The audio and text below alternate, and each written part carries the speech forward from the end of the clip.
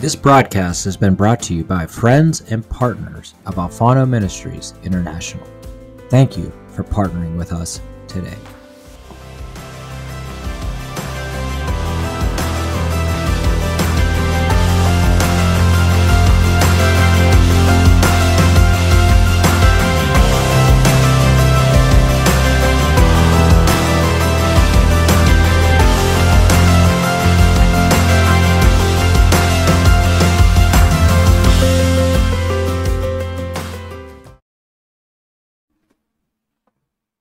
All right, everybody. Well, welcome to Alfano Ministries podcast. This is Marc Alfano, your host, and I am excited for my next guest. I met Sadi in at the River Church, and I think I sat next to him one time in a service, and I had heard about him because we worked together, and not together, but we actually had worked in the same industry for a little while, and so I knew about him, and but I never really knew about him, and so the more I got to hear his story and to really get to know the person, I got so excited. I'm like, man, I need to have him on for an interview. And so tonight we get the privilege of hearing his story, and I'm going to go ahead and bring him up here. It's Sadi Pekerol. And I know if I screwed that up, you can just no, it's fine. correct me. Perfect. No, it's okay. And, hey, man, I got a name like where everybody calls me Alfano and stuff, so I'm used to it. Or Fonzie. Yeah, Alfonso. They always want to add a Z for some reason. Like, why do you got to put a Z in my name, Yeah. But, so anyways, Sadi, thank you so much for coming on, man. Like, Sure. Basically, just to give you a quick history of why we do what we do, the Lord showed me early on that they overcame by the blood of the Lamb and by the word of their testimony. That's Revelation 11:12.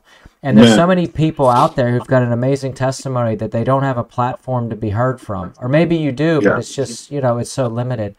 And so if we can do anything we can to spread the word, it helps with, it lifts me up, and it lifts up the people around me. Sure.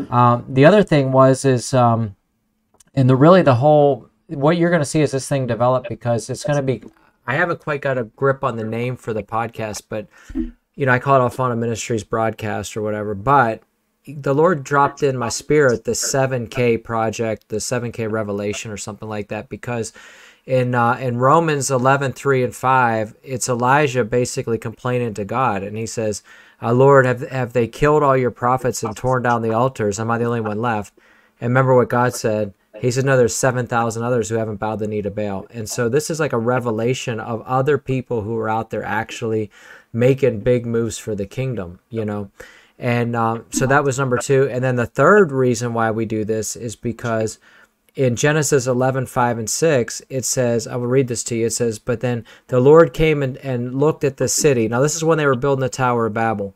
And he says that the people united. He said, look, they're all united and they're unstoppable. And so the enemy wants to divide the church to keep us stoppable. And so I feel like when you break down walls and people can see the inside of all, it doesn't matter your background, where you come from. I mean, I could have a Baptist or a Protestant or Presbyterian or a Holy Roller, right? Doesn't matter, because when you get to know the person, then all those prejudices go away. So anyways, that's the intro. And so let's just jump into it. So first thing is, I'd like to know about you. Tell us about where you grew up and kind of your past and your BC days. So I grew up the youngest of 5 children, living in Clearwater, Florida. My mom moved down from New York City. Moved down from the New York City, Washington Heights. She moved down from New York City back in the mid '60s to move to Florida. She came down here with my 3 brothers and my sister.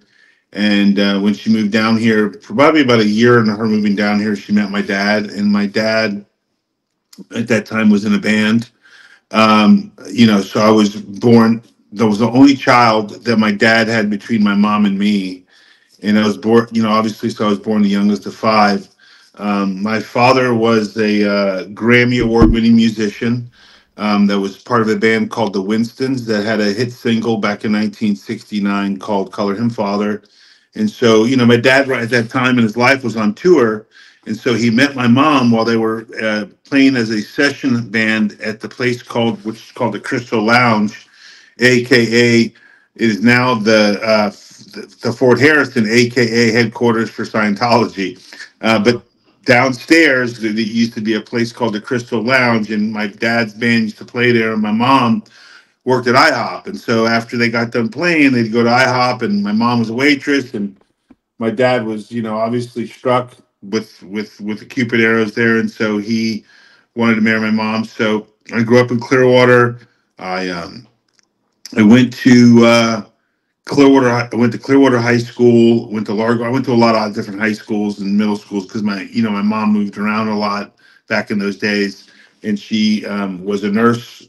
She was studying to be a nurse, so she was raising five kids on a single income before she met my dad, or four kids on a single income before she met my dad.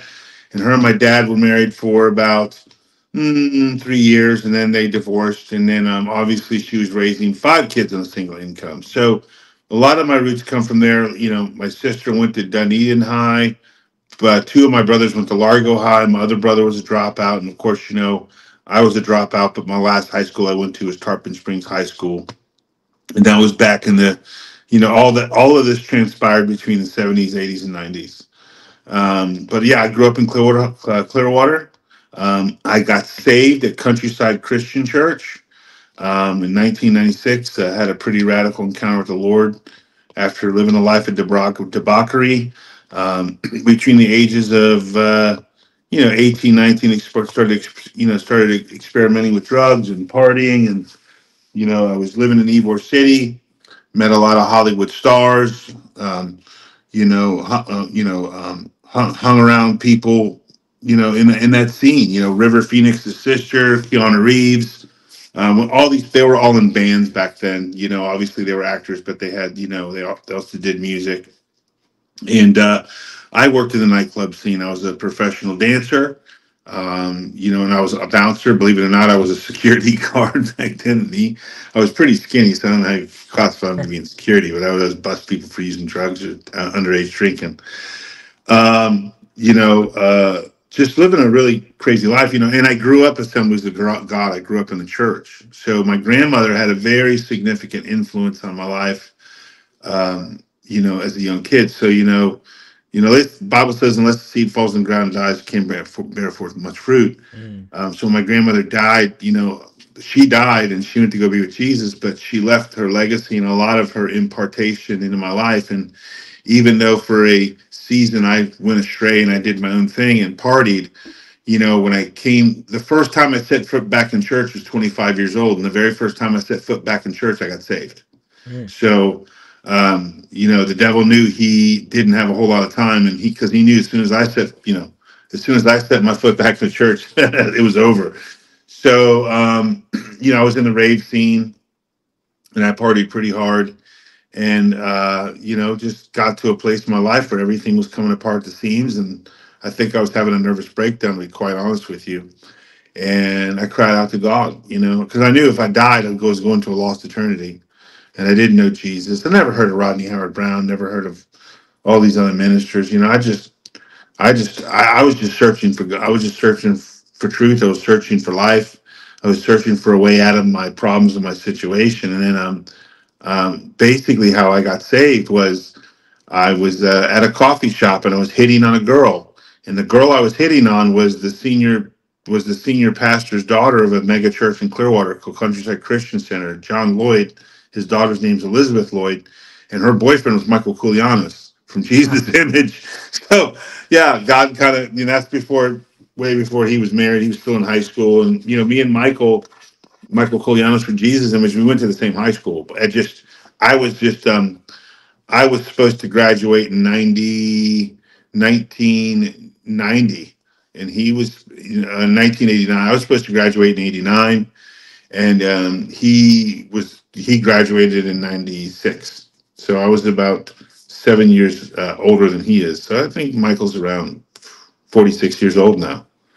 So yeah, so that's a little bit about my background. Obviously, I got radically saved, filled with the Holy Ghost 3 weeks later, and the rest was history. Yeah. And then so at that point, now that you're saved and you're on fire, like what do you do next? I mean, you got to get trained up. You know, like Mm. what was your next step? I mean, were you just out there winning souls on the street, or what No, was your? actually, yeah. Well, that too. I mean, I didn't even know what to, when they use the soul winning script or something like that now. Yeah, yeah. I didn't even have that.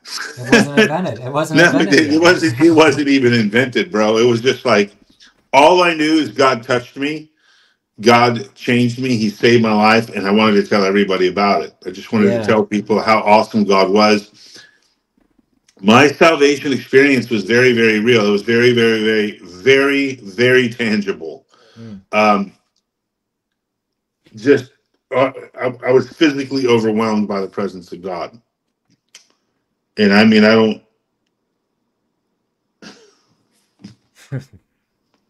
There's not words, Yeah. I really had an encounter with Jesus, Woo. I had a real encounter with him. I was very, very, very remorseful for my lifestyle and my sin. Mm. Very remorseful for living a very selfish life. And,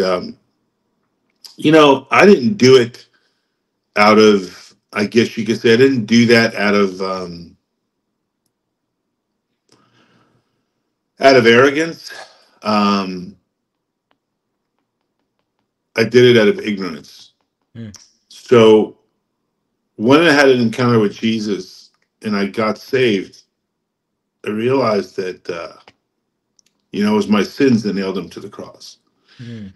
and it was that I deserved that, not him. And I don't know if you want to call it guilt or remorse, but an incredibly supernatural conviction came upon me, and I felt like I did that to him. And obviously, snot and tears and just, but that's going on in my heart where I just got, you just totally beside yourself. And it was interesting because when I was saying that sinner's prayer, I started prophesying out of my mouth Wow. about my brothers and sisters coming to the Lord. Mm. And, it was very, very profound, and I mean, I didn't know what prophecy was. Didn't even tell about that stuff. You know what I mean? I mean, I just, had an encounter with God, and it stayed with me. And it's like I would, after I got saved, I guess that's, you could say, my my Jedi training began. You know what I mean? Like hearing the voice of God. If God told me to pick up a trash can, I picked up a trash can, man. If he told me to take my shirt off my back and give my shoes to the person in the street corner, that's what I did. And I mean, it was just daily bread, daily situations that God began to speak to me. And obviously, I was going to Countryside Christian Center, and it's funny because I have this friend named Fred Hammond, and he's a carpet layer and he used to lay carpet. So we would go to his house at night after doing carpet, and both the lightning struck his condo. So the only thing that worked on the television was channel 16 and 22. Oh my So, God. yeah. So we would watch You and Me, and we would watch God's News Behind the News with Ray Brubaker, and Jack Vancouver. And it was just like, and then Jack and Rex Sullivan and D, you know what I mean? So Yeah. Bible Man, that was it. I mean, I was like watching like TD Jakes back in the day, you know what I mean? Um, and we would, that's what we had, channel 16 and 22. And I didn't go to the movies. I didn't do anything. It was just go to church, go to church, go to church. So I, obviously I found out about at that time, and I think it was in 96, the Brownsville revival started on Father's Day in 1996 when it broke out. So I had these friends from my church going up to Pensacola and saying, man, they're bringing back these videos, and we would have these gatherings at the house, and somebody would stick the VHS tape in, and I just started watching this guy, Steve Hill, preach. And I was like, holy God, what's happening in Pensacola? Like the people getting baptized and pulled out of the baptismal pool like flopping fish. Yeah. And I said, man, I got to go up there because whatever that is, I want it. When you've done drugs and you've been in the nightclub scene, you really want to experience the supernatural because you were so yielded to a dimension already by tripping on psychedelic drugs and tripping on acid and mushrooms and smoking weed. I mean, I did a lot of psychedelic stuff because I wanted to get out of my head, because the brokenness and the hurt of growing up without a father and feeling hopeless and feeling like a loser and being bullied in high school and all those things that were trauma. You're looking for escape, you're looking for a way out. We used to do a lot of drugs and play Dungeons and Dragons, Mm. and that was it. That was our social time. But so when I got saved, it was just like I want it all. I mean, I want to experience the supernatural. I want to experience this realm that everybody's talking about. And I didn't want to accept no for an answer. So when I saw what was happening in Brownsville, I was just like, let's go up there. And I'm thinking, I'm going to go up there and I'm going to have an encounter like all those people in the baptismal pool. Well, brother, you get up there for 4 days, all you're doing is running down to the altar. You Yeah. just running to the altar and repenting because you're like, well, you can't say no, because the message was so hot.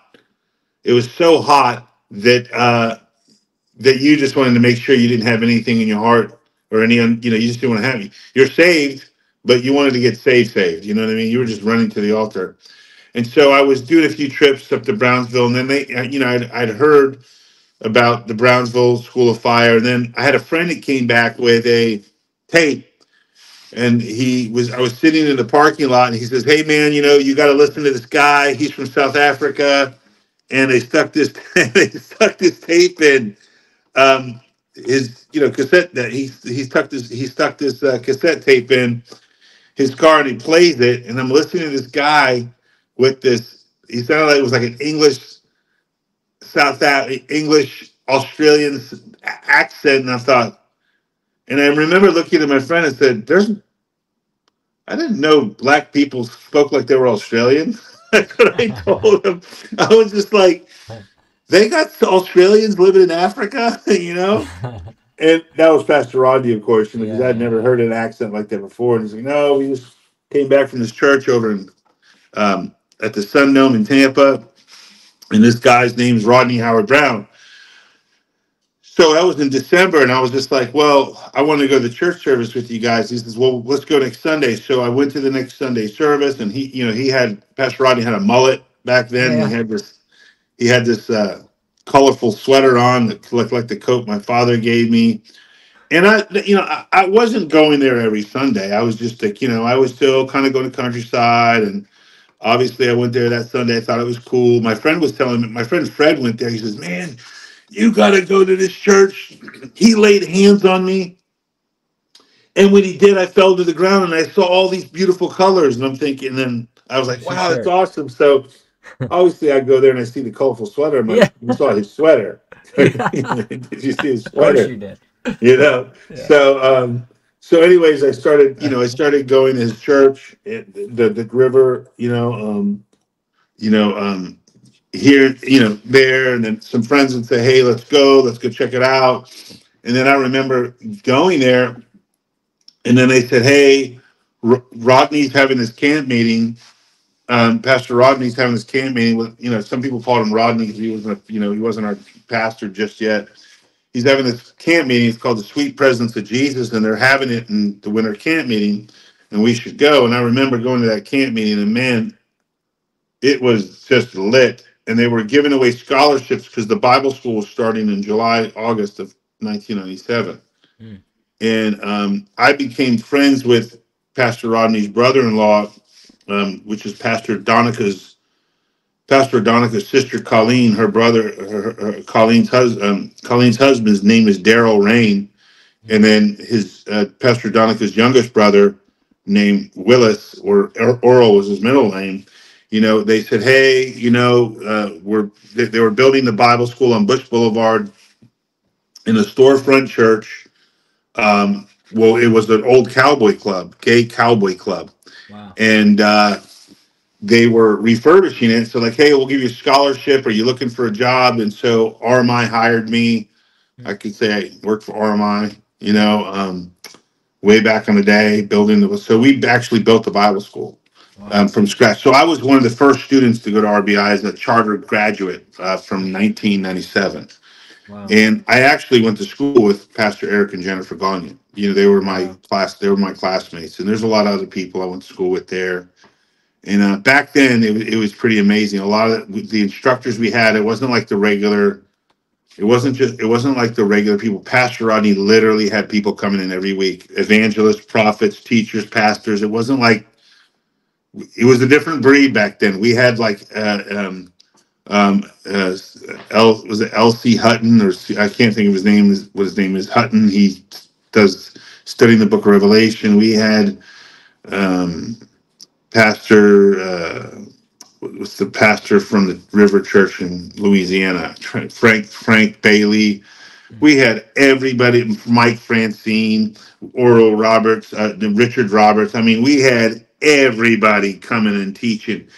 I mean, we had hands laid on us every single week. It was just like we were the first line of troops. We were the guinea pigs, and so Pastor Rodney did not pull any punches. Like he unleashed all of heaven on us. Yeah.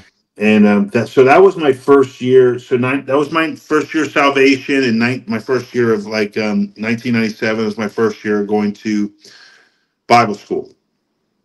And I finished my first year, and I wanted to cuss out every instructor and throw my chairs across the room. Like every other Bible school student wants to Yeah. quit because they can't handle the dying of the flesh. But I made it, Yeah. Praise the Lord. Well, it's a good thing you didn't throw your chair. Absolutely not. Yeah. They don't like that. I know when I did, they got a little irritated. I'm sure that they did. Secure, security, some of the security would have thrown you out of the building. Yeah, they're like, hey, you need to see the deans. They need to have a meeting with you in the office. I'm like, hey, Yeah. it happens. Yeah, it Sometimes people happens. push. Sometimes It's a people push your buttons. Yeah, but I mean, really, really great learning experience. You know what I mean? We had school at night then. It was like 5:50 to 8:50 at night, and Yeah. I worked a job every day. I had to pay for my tuition. Yeah, right. Now, was there a lot of students in that class, or was it pretty I'd small? say about 200, 225, Wow, maybe 250, somewhere around there. I that's could be good. wrong. That's great. Yeah. I could be wrong. I mean, for a brand new startup, that's huge.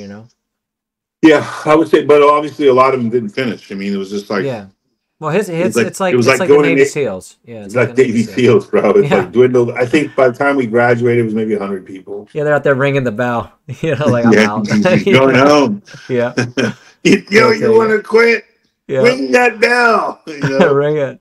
I remember one Yeah. of the things that Pastor Rodney said. He said, "If we got to tie you guys to these poles inside this building till you get the fire of God on you, we'll tie you to the poles and lay hands on you." Wow. And I mean, man, and Now, I mean, I think I never even, I was still learning how to yield. yeah. I didn't even know what that was. I mean, it's like it wasn't until like my second or third year that I really started getting hammered, like yielding to the Holy Spirit and really pressing in and to understand that and what it meant to wait upon the Lord. Because you see everybody getting this joy and like, what's wrong with me? All right. You know what I mean? Everybody's getting touched, and you're like, why am I not getting touched like them? And just I didn't understand it. I was in my head a lot. So, but yeah, so Hmm. it was really, really awesome year.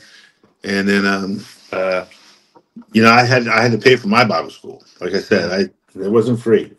Everybody's getting a scholarship. I'm like, I wish we would have got scholarships. Yeah. Right. Yeah, but I paid my first year, and then I had to pay my second year. My third year was free. Okay. So Now, back in those days, did they take you on the road a lot more? Did you guys do outreaches or things like no, that? no, we didn't actually start doing outreaches until 1998. I think the Okay. first time we did. I remember the first outreach we did because that's the first outreach that I met my wife on, and I was Oh. 19. That was October of 1998. Okay. Um, Karen came to Bible school. You've met my wife, and Yeah. Karen came to Bible school, and they took a bus. I remember Church Without Walls, Randy and Paula White, at that time her first husband. They gave us a bus, and one of their people from their church took a whole busload of us students down to Guavaween, Wow. and we didn't even have the gospel sowing script yet. Hmm. And we were carrying signs, free prayer. And I remember we went down to Ybor City, and Guavaween is so demonic. But we went down there, and there was probably 80 students on the bus from RBI, and we all just got unloaded and went soul winning the whole evening down there from like, I guess it was like 8 o'clock till 2 in the morning.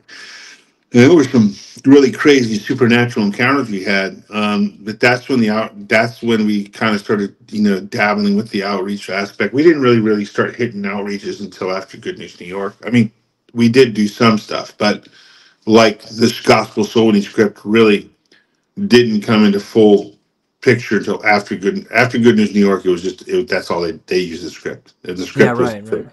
Now, were yeah. you up there whenever that was going on too, or? I was. In fact, actually, Pastor James McCurdy flew me up there. I Wow. ran his book table in the evenings, and I worked at NYSEM's New York School of Urban Ministry during the day. It was I'll never forget it because it was super super hot up in New York City that summer. It was like a massive heat wave, and we were staying in this hospital that they were refurbishing, and there's a room that had a water cooled. It was a water cooled room that came from the basement. And the reason why that specific pipeline from the basement straight up was because they chilled I think it came from the roof. That water cooler that chilled at the top, because it wasn't AC. It was a water chilled air cooling unit, and they had to chill the hospital room for the sterilization Hmm. of some of the surgical equipment that they had.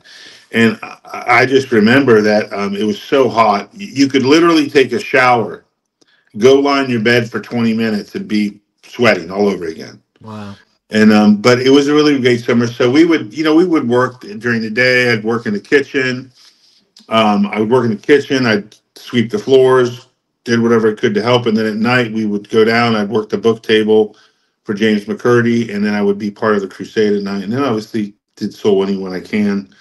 Um, but yeah, I was there 6 weeks, 48,459 souls.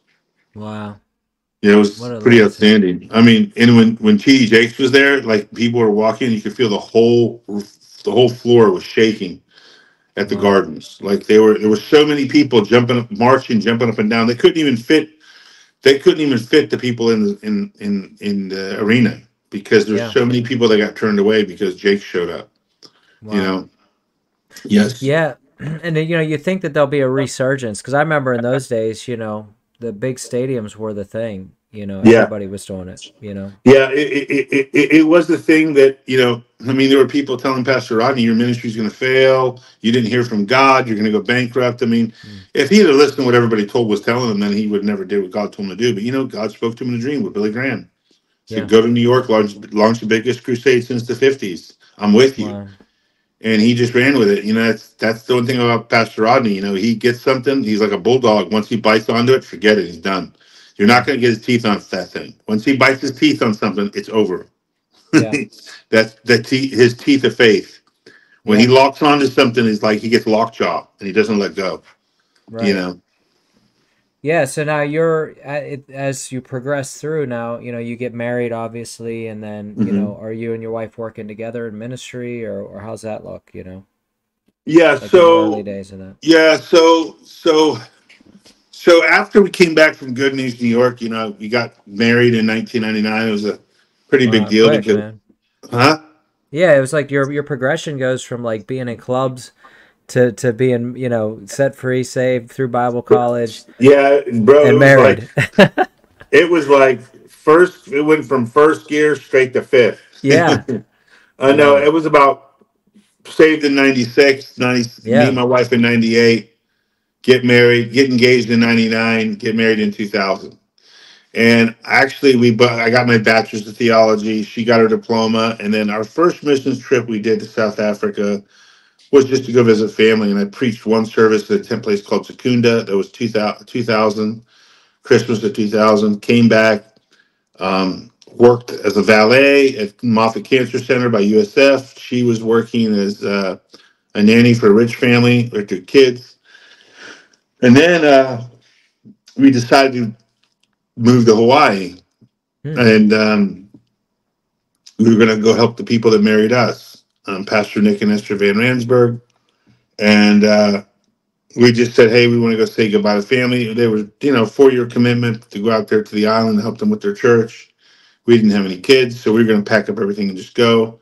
And so 2002, they bought us plane tickets to South Africa. We flew back to go say goodbye to my wife's family. And in the midst of going back there to visit them, revival broke out. We were having revival for 2 weeks straight in Durban. And then we had revival up in Johannesburg. I mean, God just started showing up and just slamming people like crazy signs and wonders, just provision, you name it. I mean, the fire of God, salvation, supernatural encounters just happened. I remember emailing the dean of the Bible school to tell Pastor Rodney what God was doing, so that by the time he flew back to America, you know, we were going to tell Pastor, we had heard, hey, did you hear about what happened? We said, what?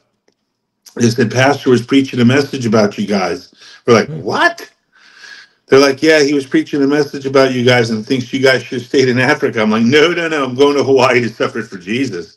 Yeah. I'm not going to go to Hawaii, but we saw Pastor Rodney, and he said, and I remember we were there, and I was going to go leave to go to Hawaii, and in the midst of going to leave to go to Hawaii, um, I wanted to go say goodbye to him, and because I remember the day before that, I'm like, God, I don't feel to go back to Africa. And I was just weeping.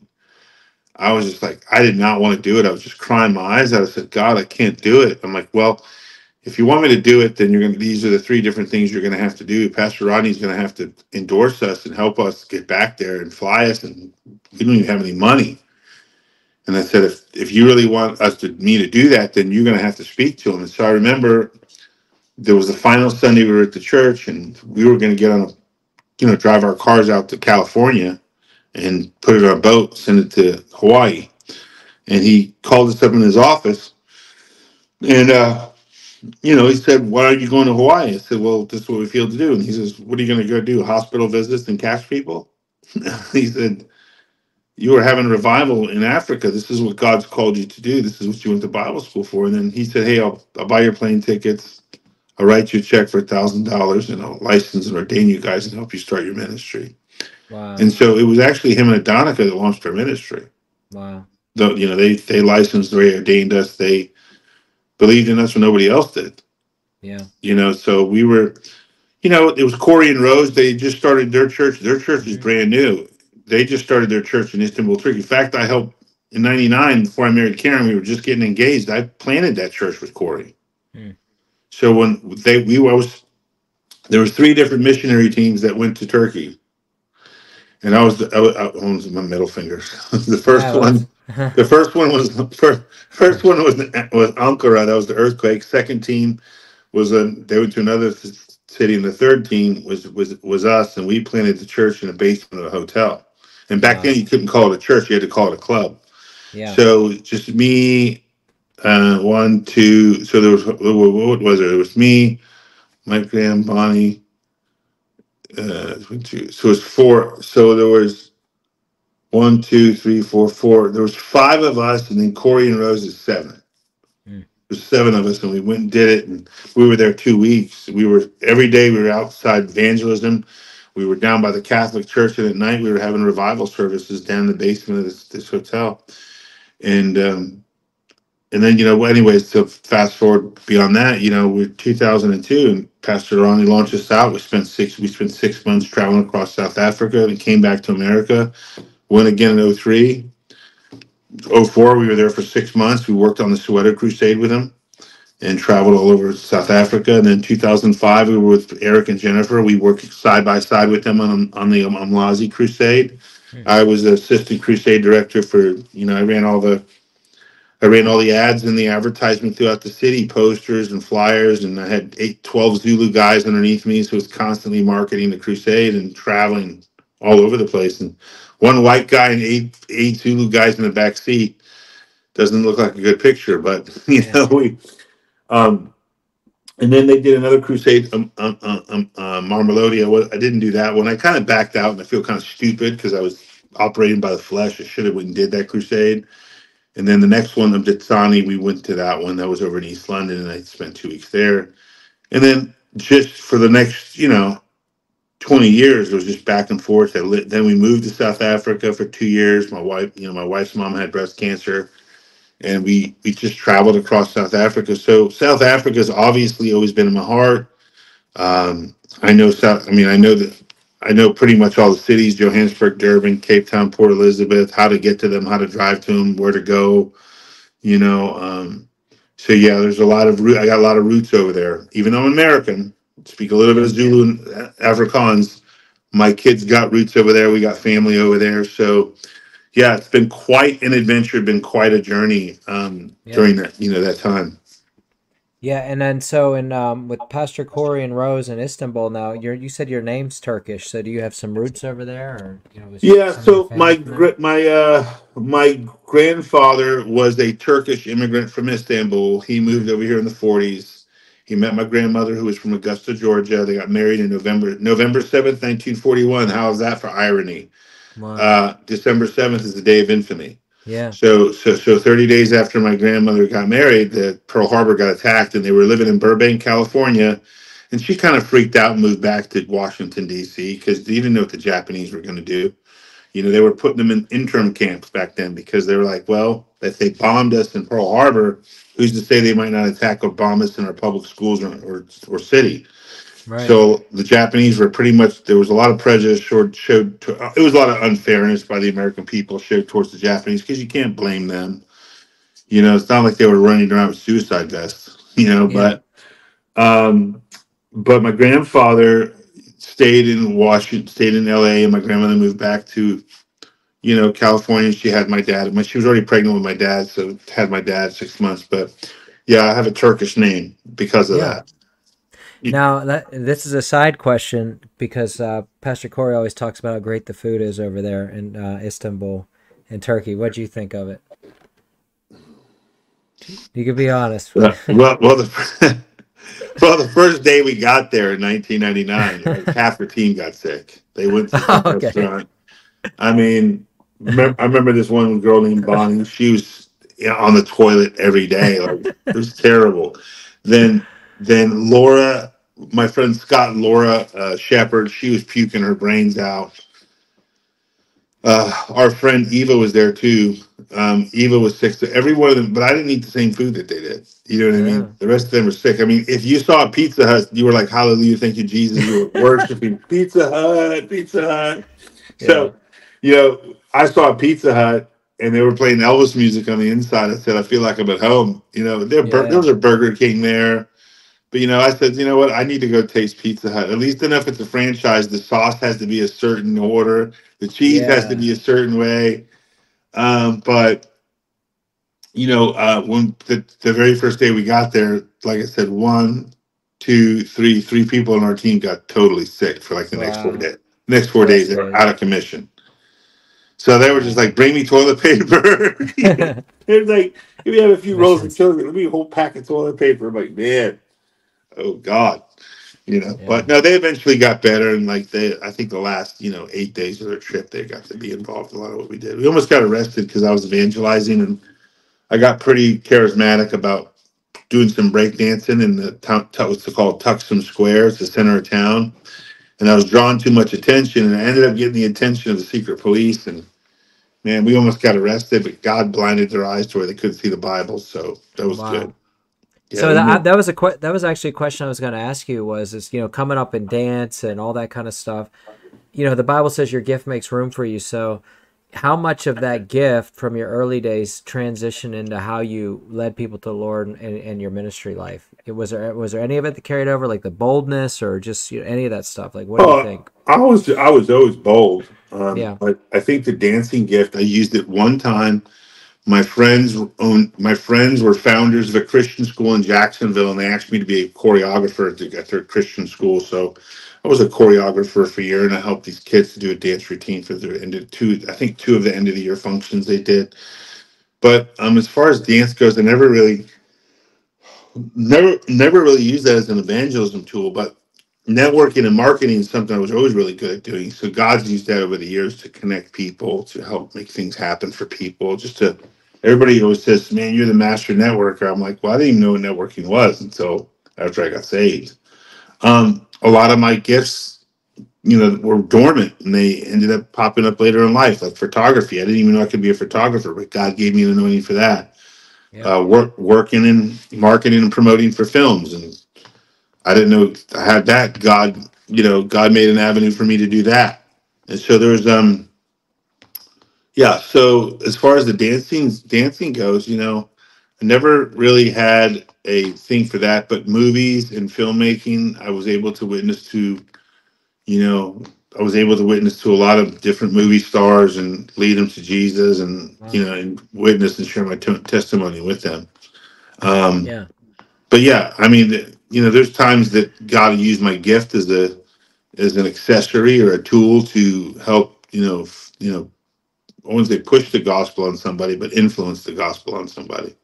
Yeah, because when he says that, he says that your gift makes room for you, but it sets you in front of kings, and Yeah, in high places. And so, like you were talking yeah, about your connections. I know you've done stuff in the music industry yeah, and things like that. So I mean, yeah. you can, So go yeah, ahead. so when it comes to the music stuff, I've never done anything in music Yeah.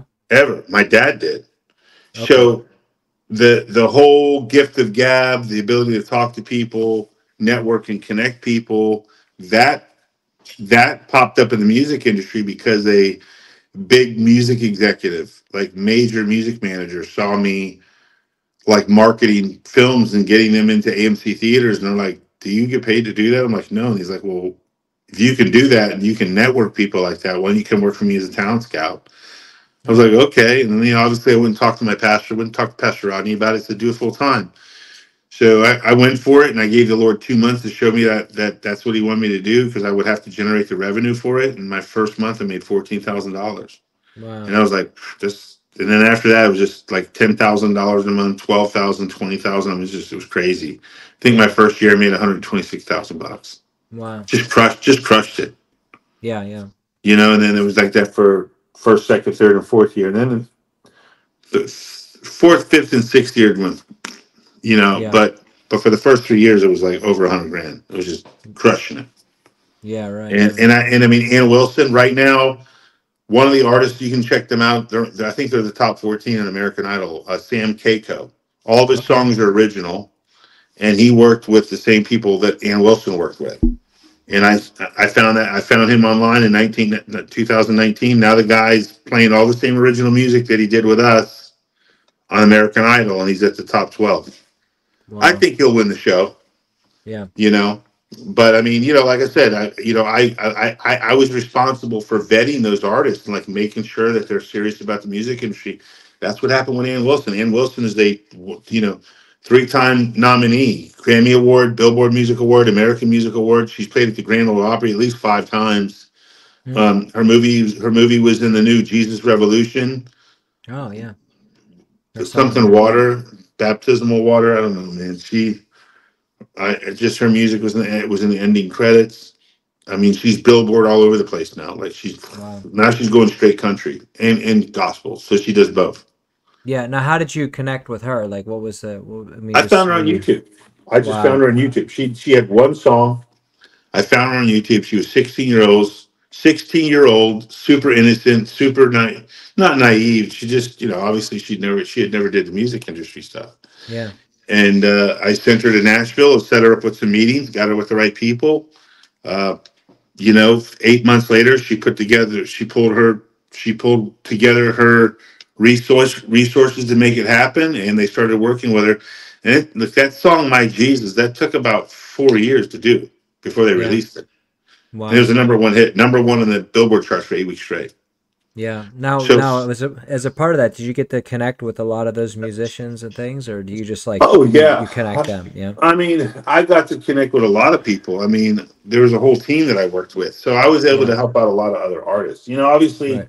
once you have an artist that's really successful, and you can prove that that artist is successful, it looks good when you talk to other people that want to take the same path. But Yeah. there's one thing I did say to him. I said, "Look, I don't ever want this opportunity that I have with you to replace our friendship. The minute it becomes like that, I'm going to quit." And I said, "And if the grace of God drives up with this job, I'm out of here." Yeah. And that's what happened last year. It was just 5 months, nothing was happening. It was like dead, dead, dead in the water. And I knew that the Lord was bringing it. I had 2 dreams that I was leaving that business. Mm. The Lord showed me, and I know the Lord was bringing it to a close. Yeah. And I left. I was done. Wow. And so, because you can't push something that isn't God, right? You don't strike the rock twice. We heard that a couple weeks Yeah. ago, and it was just time to move on, and I did, but I was able to help a lot of people make a lot of money. That's for Yeah. sure. Don't you wish you got a little royalty from some of that? Well, I made it. I made enough off of them getting signed up that Yeah. because there's never a guarantee in that business, Yeah. ever. Right. Right. There's never a guarantee. But and they sign up for that knowing that that there's never going to be a guarantee. Oh yeah, for sure. But I think I have. You want me to go get it? I'll show it to you guys real quick. Let me show you Yeah. Let's something see real it. quick. Let's Just see it. hold Yeah. on real quick. Little thing that they gave me. Wow. Check that out. Yeah. So it Check it says out. presented to Sadi Pekerol to commemorate multi-week #1 radio single "My Jesus" from Ann Wilson. Billboard Christian Airplay, Billboard Christian AC monitored, Metabase Christian Airplay, Billboard AC. So it's the first ever female solo artist to debut single, to debut to sorry, first ever female solo artist debut single to reach #1 at Billboard Christian Airplay. So basically, it was a historic #1 song. There's never been a female vocalist in the history of Billboard music to go to #1 with her first single ever. Not even Lauren Daigle. Wow. So Ann was the first artist She's in the history. gifted. She was the Gifted. first artist in the history of music on the Billboard charts. Well, first artist in Billboard music history to go to #1 with her very first song that she released. Wow. Yeah, and that hasn't happened. So I thought, everybody thought Lauren Daigle was an enigma. Ann Wilson's old. She's got like Yeah. 3 million listeners Yeah. on We haven't Spotify. even It's just seen the ridiculous. seen the half of it. I'm sure. Yeah, she's got like 50 million streams on just My Jesus, and there's probably over like 600 million streams altogether. Yeah. Or if not So a let's. thousand. She's already gone platinum, like double platinum on the album already. Wow. So like for any artist out there who's given their heart, on TikTok and YouTube, don't give up the faith. You never know what No, could happen. and be prepared to spend lots of money. Yeah. Yeah. It's not cheap. Yeah. I You know, just saw people, that one guy that sings that song "Rich Man from Richmond" or whatever. He yeah, sat people there are like, with his oh, guitar. Yeah. won't you And help it's me? like, Won't you help yeah. me? Can't we collaborate? Sure, for 65 grand, we can Yeah. collaborate. Exactly right. But that's the truth, because just to get the writers and producers and Yeah. to actually have it's like starting a restaurant. You have to have a Yeah. functional team. You Yeah. can't you could do it on your own. Most people figure it out in 7 to 8 years, or, it's kind of like buying one of those homes that either you build the home up from the ground, or you get one that's in a box. Yeah. One of those boxed homes, you know what I mean? You hit a button Yep. and it folds out and boom, it pops up, Yeah. if that's how you want to look at it. Well, it's funny because like I wrote a book about my history in the restaurant business and all this stuff, and I mean it's because I worked Yeah. in four Michelin star restaurants and all that stuff, Yeah. and but I'm stuck because the same thing. It's like it's finances like that. I mean It I have a is. lady. She's like, listen, I can strategize your book. I can get you a book deal. I can get you connected with the agents. I can do all that, but the fee's so high. It's like, man. Well, it's like, and I always use this analogy, and you being a restaurant entrepreneur, you could probably understand it. But I tell these artists, it's like you have to invest in your restaurant. I said it's like 4 restaurants being on the corner. It's like having 4 restaurants all in the same street block. Yeah. You're all in a different corner, and you all have a different menu. The question is whose menu is going to outdo the other? Yeah. You all have a menu and you all have recipes, but what are the ingredients you're using? Because that's what you're selling. I said, you don't know if you're going to make it or break it. I said, but Right. it's up to you to decide what type of ingredient you're going to use. Organic, what kind of ingredients you're going to use. You're going to make pizza with hard water or spring water dough. How are you going to do what you're going to do? And you can't just. You're going to have to get a loan to open the restaurant. You're going to have to figure out what you're going to put on the menu. And what are you offering? What are you making? What is attractive about what you're offering that sets you apart from the other restaurants? Mm. And I said, that's the music business. You know, you just have to Yeah. find your sound, find your place, and find out what sets you apart different from everybody else. And be prepared to spend money. If you're Yeah. not willing to lose money, then you're not willing to do the music industry. That's Yeah. just Right. it. There's no, never has a sailor sailed smooth seas. You know, Right. so that's just my take on that aspect of the industry. Yeah, and then the other side of it too is you see so many anointed people, people who really have an anointing for the Lord, and then they get into that world, and you watch them degrade over time. You watch Yeah, them get sucked into the dark side, really. yeah, because it's like drawing extra cards from the deck. Yeah. It's like you don't have a winning hand, so every time you draw a card, it takes a piece of your soul. Yeah. Because you're having to pay something to get that card. Yeah. And then you flip that card and you realize that it wasn't what you expected it to be, or it wasn't what you expected it to be based on the look on the person's face that you took it from. Wow. So it's like playing Uno. It's exactly how it is. It's like sometimes you get a multi card, you can just pick any color, and sometimes it's like it doesn't always. Sometimes it's a reversal card. The music industry is very tricky. It's not for you. Record labels are not for you. You have to be strong enough to manage yourself and manage your own music, and really aim to be an entrepreneur. Yeah. You'll find more success without a record label than you do with a record label. If you do get signed to a label, usually it's because you've already done 80-90% of the work, Yeah. and they just come and pick you up for marketing and buying to your music. But Hmm. you should already have yourself established. So you got, so many of these young artists. I want a record deal. I want a record deal. I'm like, you sure about that? Yeah. Because it doesn't mean anything. They could sign you one week and you're dropped 2 weeks later. But Yeah. then when you get dropped, you're locked into a contract for 5 years. So if the right people want to sign you Can't up, they get you. can't. Wow. They can't sign you up because you're locked into that contract for 5 years. Yeah, that's the inside So of the music business. yeah, there's 180 deals, 360 deals, and deals that don't do nothing. Yeah. You think that they're going to be beneficial to you, but they're not. Yeah, I got So a friend in the industry who's done very, very well, and he says the key for him was is he always owned the rights. He was a composer, he was the performer. He owned it all. He said this way, if it ever hit, that he got paid. He oh, said absolutely. It's he always says, best. It's always yeah, best to own your own writing, be in yeah, control. Writing the publishing of music is the key. yep, yeah. Owning the publishing.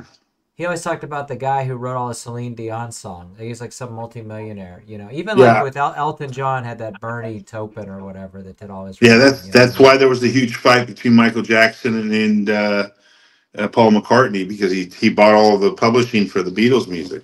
Yeah, he owned it all.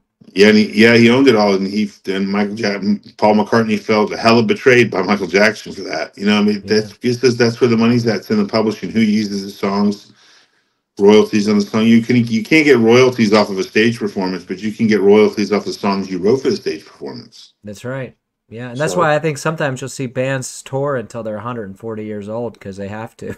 yeah. you Well, know? I mean, I think Gene Simmons said it best. He says, after 1988, it was over. He says, and that doesn't count for Nirvana because they only did two studio albums.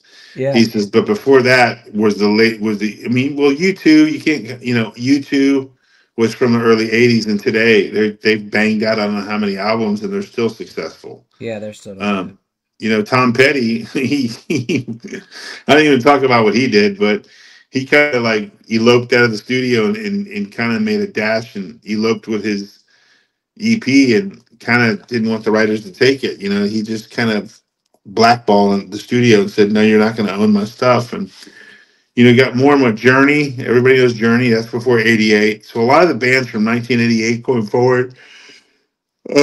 Excuse me, I'm yawning.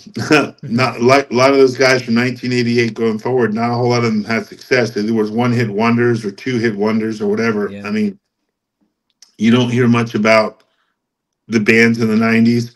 I mean, Pearl Jam, they only did like one or two albums, yeah, and yeah, they were good, but they didn't have continuation of life as far as being successful goes. Yeah, and if they did, they were small, like Counting Crows or somebody like that. Yeah, but I They mean, still tour and they put out a record every year. You but know yeah, what I mean? if you looked at like, but you had your one hit wonders in the '80s, but if you look at Yeah. like people like Led Zeppelin, Boston, Oh I yeah, there's mean, nothing like that anymore. yeah, Yeah, Jefferson doesn't exist. Starship. I mean, And I Meatloaf, think Fish. YouTube has changed a lot of that too. The industry's totally different. You Yeah, know. it totally has. And you know what? I read their book, the Spiritual Journey of U2, Walk On.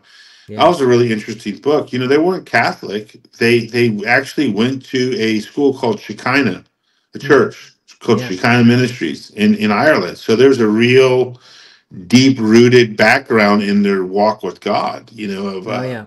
it's really cool to read that book about Bono and the Edge and what they did. And I mean, obviously, I can't justify them. I can't validate or justify them drinking and partying, but Hmm. something happened to something significant happened to them, and it stayed with them the rest of their life. And I really do believe Bono loves Jesus with all his heart. He's Yeah. definitely born again.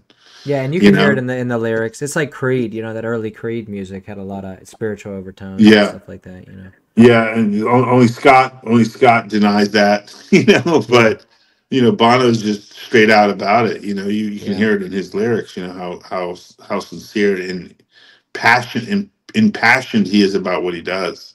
Yeah. And then he does stuff for Africa, and Oh he's yeah. just he's a great humanitarian, and I heard he's just a great human being, and he actually likes the Message Bible, and he sought the guy that wrote that, Yeah, I and him remember and that. that Yeah. him and it's on YouTube. You can see him and the guy that Yep. wrote the Message Bible and their discussions they've had about that, and what spoke into his life and motivated him in regards to that. So I Yeah. think you got a lot of people in the industry that are really, really searching. And if those are not searching, then who knows? You know? Yeah. Yeah, so as far as you now, like with your ministry, and I mean, I know you're in business too, and like Yeah. so, what's going on? Like, where are you headed to? What's Well, happening with you? my wife passed away Yeah. of breast cancer 2 years ago. So that was a bit of and that's kind of where I'm at with that. I'm Mm, still dealing with some delay. I'm dealing with some delayed trauma and stuff that I should have dealt with a long time ago. mm-hmm. So I'm still dealing with that. So I had a few life changing events besides that happened, and I just had to do a complete reset. And obviously, Pastor Rodney and Adonico helped us get back on our feet, and it's rebuild that and working on my relationship with my son, and obviously raising my daughter. So I do get out and minister when I can, but I'm not really putting a whole lot of emphasis on that because if your kids are going to hell and you've saved the world, then what is that? What have you done? Right.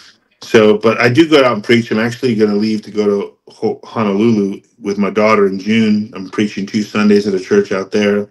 So I'll be out there for a week and a half.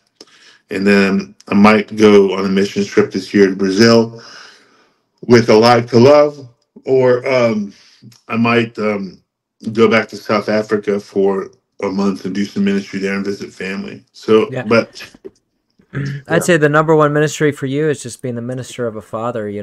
that's it. Yeah. That's it. I Just mean, that. And, you like you could run around the world and get them, like you said, get a million people saved, but that family is number one, because yeah. I And mean, you, even like in your story, like you knew the Lord, you were raised in the church, and then you still went correct. off. You know what I mean? Correct. And so you don't want Correct. that for your kids. You know what I mean? No, no, I don't. You know what, Mark? I mean, my daughter tonight led somebody to Jesus, and it was awesome. And the fire Yeah. of God hit her in the car. She was like, had to take her sweater off. I mean, Wow. she was getting hit by the anointing. She said, "Dad, I can't handle this. You got to tell the Lord to take it off me." Tell the Lord to Wow. and I'm laughing. I'm like, "Fire!" I love it. So she's it's cool watching my daughter have these incredible encounters with Jesus.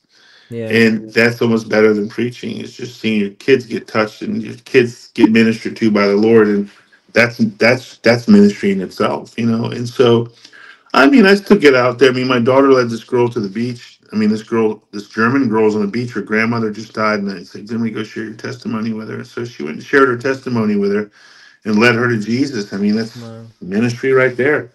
You Yeah. know, and Right. um, Right. and so I think it's just one step at a time Yeah. and doing, God knows where to find you. He knows what your number is, so when it's time for me to do anything, if I need to do anything else, he knows where to find me. Another thing is there's a lot of people who go through loss, like you went through major loss, Yeah. and they get really bitter with God. They say, God, why didn't you step in? Why didn't you intervene? Um, you know, and I'm sure that there's those emotions that we all go through, whenever we Yeah. deal with it. But, what kept you, like, what keeps you going as far as like, because to talk to the people, because there's other people out there I know, personally Yeah. I know, that are dealing Yeah. with this, So what I say about that, there comes a point when you're dealing with tragedy, you're dealing with loss, that you got to realize that it's beyond your control. Mm, And it boils down to that person's faith and what they have discussed with God. So in regards to my wife at that time, it just comes to a place to where I can't tell her what to do. You know what I mean? I couldn't tell her what to do. I couldn't tell her how it needed to be. She ultimately had to do business with God. And I think, when, you know, I, just with past experiences with the Lord, um, I think it was just like, okay, um, it's between them and God, just like yeah, Kelly, Howard Brown. yeah, Like, there was only her dad's faith can only take her so far. yeah, And then anything that happened beyond that is between Kelly and Jesus. You know, right. there comes a place to where you can't interfere with that person's discussion with the Lord, because it really is the Lord and them. Mm, And if for whatever reason they go, instead of being bitter and angry with God, rather release them and show them as a gift and just say, Lord, I release this. I'm not going to hold it. I mean, I even told the Lord myself, I said, God, no matter what happens, I'm not going to be mad at you. yeah, I'm not that's going to be good. upset with you. I'm not going to blame you for this. Yeah, I refuse to blame you for this. I that's awesome. refuse to, question you on it, And I don't think I ever really have. You never really sit there and say, why? Yeah. Because what does that do? Mm, I mean, sin's in the world. We go from a state of second law, third thermodynamics. We go from a state of order to disorder, right? right. So I couldn't sit there and justify why that happened. But you just have to move on Yeah, and then just roll with the punches. And and everybody responds to it differently. You know what I mean? And at different seasons and at different places. yeah, right. And I think that after that had happened, for me, it was more about dealing with my own internal grief from me dying as a person and me trying to figure out my identity and who I was. And Mm, okay, how do I figure this out? And I think I really struggled with that, yeah, because half of who I was died, and there was a hole in my heart, and it's like, okay, I got to figure out who I am right. as an individual. And I think that that's the journey. That's the real journey I'm on. Mm, And there's been a lot of crying. I cried in Cape Town. You know what I mean? I'd go pray, and I still cry because I'm still trying to, it's like a Rubik's cube. You know what I mean? You're really trying to you think you get all the colors, and then there's one side that's got one color dot. You're mm, like, oh, I have to go back and figure out how to get rid of this color so that I can line up all the other colors. Because you could have the colors right in three sides, and you go to the fourth side, and there's one little color that's missing. You're like, oh, how do I fix this? And so it's a process of adjusting and readjusting, adjusting, readjusting, and just fine tuning it and getting it right. right. And that doesn't happen overnight. You know what I mean? When it comes to dealing with things, it's like being a dad. I struggle with being a dad because my daughter's so used to having her mother around. So now I have to be the mom and the dad. Yeah, And I gotta figure stuff out from that perspective, and that's not easy because I'm a male, I'm not a female. So when it comes mm, time to talking female stuff, my daughter has to lean on people coming into her life that are older than her, that are female, that are not her mom. mm. And but God's faithful, and He's been sending the right people to her, which is awesome. Yeah, and with the church, that church family really steps in, I'm sure, Oh yeah, to fill look, I the gap. mean, the church family's been great. I didn't plan on coming back to Tampa Hmm. at all. That wasn't in the cards at all. Um, I planned on staying in Jacksonville, but I needed help with a car. And so I reached out to Pastor Rodney, and he bought me a car. And he says, I want to see you. And so I went and saw him, and I said, but then I just saw there was nothing for us after being in Jacksonville for a while. There was more favor down here than there was up there. And it was just, coming back here and just starting over, you know what I mean? And getting things right. And there's been a lot of grace in our life to do that, and got an apartment and got all our furniture and just taking it one day at a time. Yeah. Now, as far as like your obviously your licensed ministry and things like that, if people wanted to sow into you, what's the best way to do that? Because I mean, people are gonna hear this, they want to be a part of what you're doing. So that'd be great. Actually, we do have a few needs in regards to ministry. I'm believing God to, if they want to sow into the ministry, they can do Cash App, or they could Venmo, or they could Zelle. Okay. I don't know if you want me how I could send that to you. Yeah, you send it to me, or if you can just like what your Cash App is or whatever. Or... Yeah, I could just send you those links for that. Yeah, That would you be send it to great. me, and I'll post it up in the comments whenever we do it. That would be really, Send me all really your great. links. So like if you're watching the video, check the comments, and especially on That'd be YouTube, great. I'll have it, and then on the other Yeah, platforms, no, it'd be we'll really post it great. up. Be really great. Because And because in ministry, there's always a need, yeah, there's always a need. But we're believing God to see what the Lord does this year. Like I Yeah, said, maybe I'll go do Christmas this year with the family. We'll see. I want my daughter to spend as much time with her grandparents before they pass away. amen. So, Yeah, that's so good. yeah. So it's one That's day at a how. time. Yeah, that's so important. We travel thousands of miles so my son can be with grandma and grandpa. You know what I Yeah, mean? and he's always It's sound. Your son's always got like look like he owns a yacht, yeah. a yacht and a private jet. He's like a mini Tony Stark. He's like a mini Tony Soprano. Yeah, he totally is. With his tiramisu. Yeah, hair slicked back with a three-piece suit. Yeah, with the Rolex watch on. Oh yeah, yeah. Blessed with a Rolex Morgan 300. Yeah, Yeah, he's rolling. totally. So one thing I'm gonna do to wrap up is I always like to ask people for advice. Like here we are. I've been in business my whole life. Stepping into ministry full time. Not full time, but as full time as I'll ever get. You know what I mean? The Lord launched Sure. us out. He put Europe on our heart. We're going for about a month this summer. He's starting to open up doors for us. But shifting into that, like, what's the advice you give to even me and other people who are just getting started out? Well, just stay humble and love people. Always have an attitude to serve. Don't ever feel like you've arrived. Consider others. Consider others. And how you would consider yourself.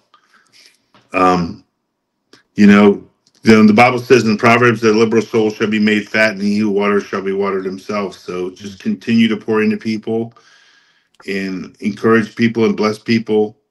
You can bless people other ways than money. Yeah, So it's just that's really the key. It's just sowing into people's lives and being a part of somebody else's vision. If your vision isn't happening, get a part of a vision that's bigger than you, and yeah, be part of that vision until yours manifests. But whatever you sow now, you'll harvest later. So if amen. you sow into serving a ministry now, then when it's time for your ministry to happen, it'll manifest. That's the best piece of advice I can give. Yeah, and I agree with that 100%. We've been serving faithfully it said for 6 years at the river, and before that, forever. I mean, I can't go to one church where I wasn't working sound or kids or Yeah. youth or Oh, I did whatever. children's church, soul winning, you name it. I Yeah, ushered, I did security at the river. I've done yeah. it all. People always say, "Man, do you still go to the river?" I'm like, "Yeah, I'm back in the Oh, yeah. portables teaching the kids." Listen, I'd go work on a crusade field, come back to the River Cafe and make salads for Bible school students. Yeah, That was, yeah, I wasn't too good for that, you yeah. know, and And that's it's just it's what I have to funny do. because one thing you said that really resonates with me was that you said lift up the hands of other people, and the Lord Yeah.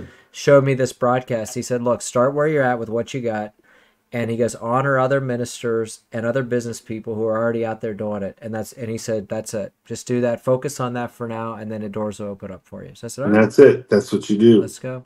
One That's day at it. a time. Yeah. Yeah. Yeah. Well, listen, I first of Awesome. all, I want to say that your story is just beginning. What we heard is the past, but the present, is Amen. here, but the future is so bright for you. I really believe that. And I believe that Amen. what you're stepping into is going to be a whole nother dimension, a whole nother level. there's going to be a time of a pause, and for you and your family to kind of reset. But I can see it that there's something that's gonna, it's like that launching, you know what I mean? Like you're getting pulled back and just get ready because it's coming. I think Amen. yeah. So your best years are still out ahead of you, and I can't wait to bring you back on here and get your the next recap from Sadi. That'll be Wow, awesome. what an amazing testimony. Every time I do one of these broadcasts, I actually get more out of it than I think anybody, really. So it's just an amazing thing. The Bible says that they overcame him by the blood of the Lamb and the word of their testimony. And that's really a big part of what we're doing with these broadcasts. It's sharing other people's testimonies.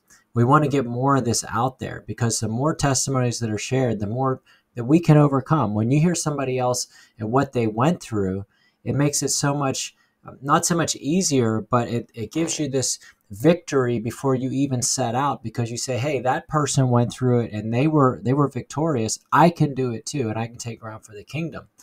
It's been an honor to be around these people who are out there getting it done, whether it's in business or it's in ministry. And there's more to come. So we need you. We need your support. We need your partnership. So what I'm going to do is I'm going to put a link below to my Zephy account to either partner with us, or if you want to be a part of our European trip, whatever it is that you want to do, because there's so much coming this year between Europe and we're going into Guatemala and other countries in Central America. And we're calling it out all through the United States to bring the message of kingdom business and marketplace ministry to people who really don't know their place in ministry. They know I'm good in business or, in the secular world, but I don't know how to cross that over. And that's what we're doing. So if you want to be a part of that, if you want to book us, you can always send us an email or go to my website, The Alfanos, Alfanos, ALFANOS.com. Or alfanoministries.com. Either one goes to the same spot.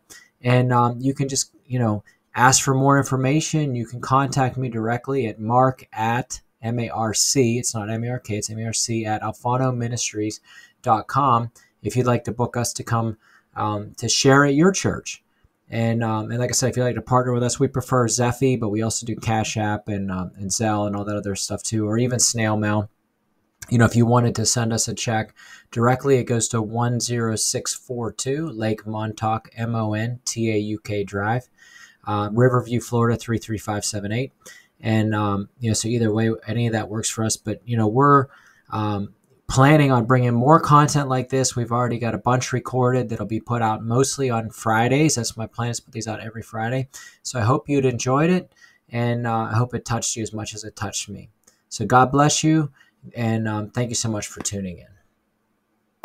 This broadcast has been brought to you by friends and partners of Alfano Ministries International.